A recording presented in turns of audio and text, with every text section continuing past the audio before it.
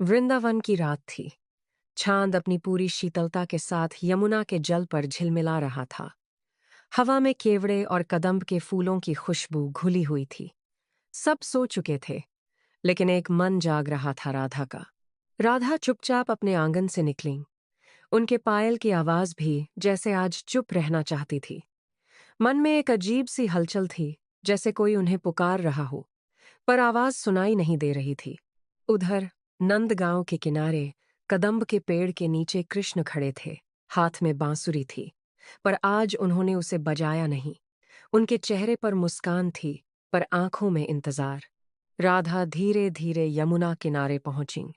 चारों तरफ सन्नाटा था। तभी उन्हें लगा जैसे कोई उनके पीछे खड़ा है। आ गई तुम, वो आवाज थी कृष्ण की। राधा मुस्कुराई। आज बांसुरी क्यों नहीं बजाई? कृष्ण ने धीरे से कहा।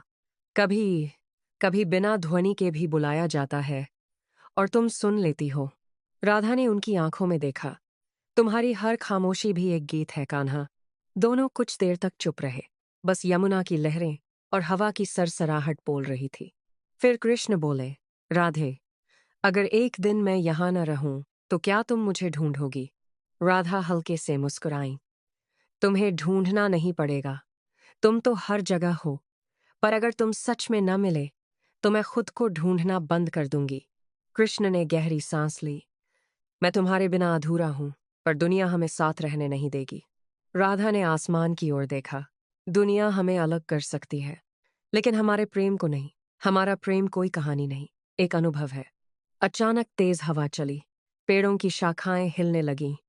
ऐसा लगा जैसे प्रकृति भी इस बातचीत को सुन रही हो। कृष्ण ने धीरे से बांसुरी उठाई और इस बार उसे बजाया। पर आज की धुन अलग थी, थोड़ी उदास, थोड़ी गहरी। राधा की आंखों से आंसू बहने लगे। ये कैसी धुन है?